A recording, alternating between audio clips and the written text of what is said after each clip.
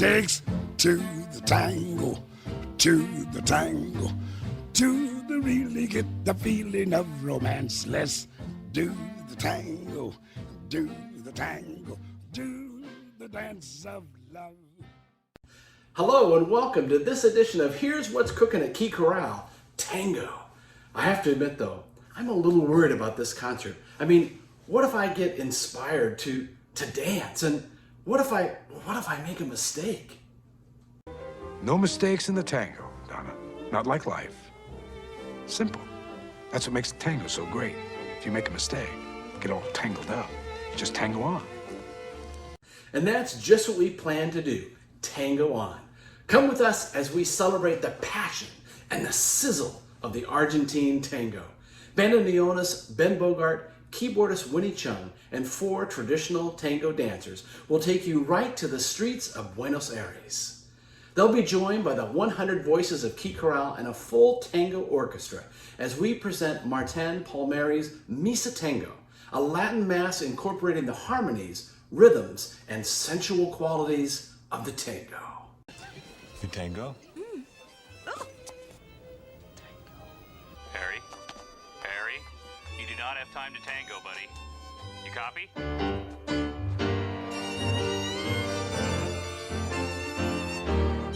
Fortunately, we do have time to tango. Tango was born in the 1880s. It grew out of the lower class dance halls and brothels of Buenos Aires. Tango combined African and South American styles with European influences. At first, just a flute and guitar made up most ensembles, but eventually European immigrants brought with them the bandoneon, which would soon come to be synonymous with the tango. At first, the wealthy of Buenos Aires rejected the tango, but once the tango caught on in France, even the high society of Buenos Aires stopped turning up their noses and began learning the steps. Tango reached the height of its popularity in the 1940s. Today, it is still one of the most popular dances and is celebrated worldwide for its fire and passion. Speaking of fire and passion, our guest artists are Billboard Top 10 musicians Ben Bogart and Winnie Chung. They are masters in taking the raw energy and intricacy of the tango orchestra and distilling it down into exciting and imaginative duo arrangements. Ben plays the Argentine bandoneon and Winnie plays the piano, and together their chemistry is captivating.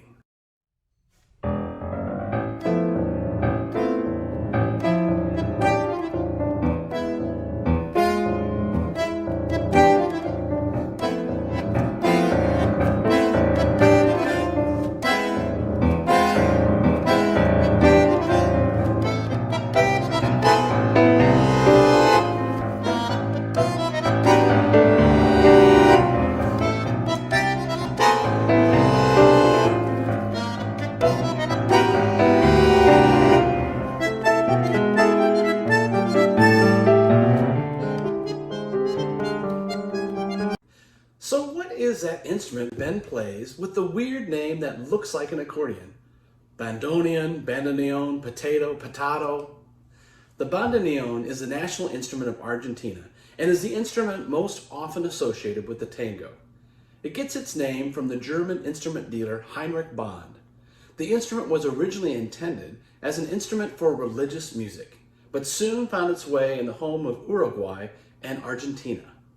The bandoneon resembles the accordion, but it's more closely related to the family of concertinas. So how does it work? It's played by pushing and pulling out the instrument while pressing one or more buttons on either side. With a push and a pull motion, the air is forced through the bellows and routed through reeds by buttons on either side of the instrument. Each button produces a different note on the push and the pull.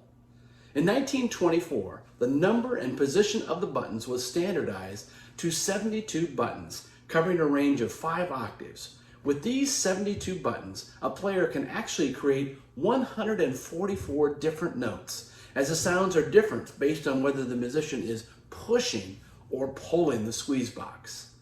And since the left and the right-hand keyboards have different layouts, a musician must learn 4 different keyboard layouts, 172 notes. One player said that Once this all starts to make sense, you should probably take a nap. Astor Piazzolla, the world's most renowned bandoneon player, used to tell audiences the instrument's background by recounting that it was invented in Germany to be used as a small organ in churches, but ended up in the brothels of Buenos Aires before moving onto the international tango scene. Yes, he would say, this instrument has had an interesting tour. Piazzolla, in addition to being a world-famous player on this amazing instrument, also composed some of the most well-known tango tunes. Ben and Wendy will perform two of his amazing compositions, including the infectious Verano Porteño with strings. The featured work on this program is one of my all-time favorites. It is Misa a Buenos Aires, or as it's popularly known, Misa Tango, by Argentine composer Martin Palmieri. Palmieri takes the traditional Latin Mass text and infuses it with the tango. It was premiered in 1996 by the National Symphony Orchestra of Cuba, and since then has been performed in cities throughout the world. Key Chorale performed it in 2018 as a part of a collaboration with the Sarasota Ballet Studio Company. For that production, we had amazing choreography that took a unique modern dance interpretation take on the tango. The combination of the music and the dance was quite compelling. I wanted to bring back this piece this season because it's such a crowd pleaser and because it's a perfect way to open a season. But this time around, we will be enjoying 4 tango dancers presenting traditional tango steps to this incredible score. Here's an excerpt from the Gloria to give you a feel for what to expect.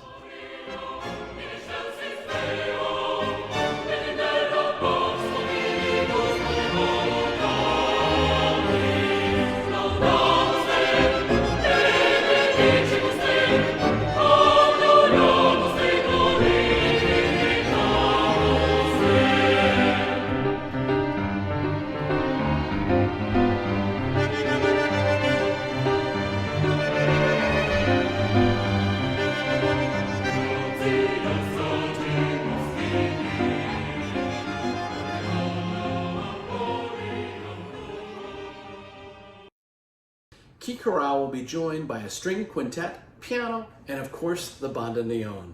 While the fast rhythmic sections are tuneful and catchy, it is sometimes the slower, more emotional sections that stand out for me. We will also feature soloist Amy Connors and Stephanie Jaubre in several moments during Misa Tango. They sometimes add drama and power, but oftentimes they add that layer of beauty and richness that are just divine.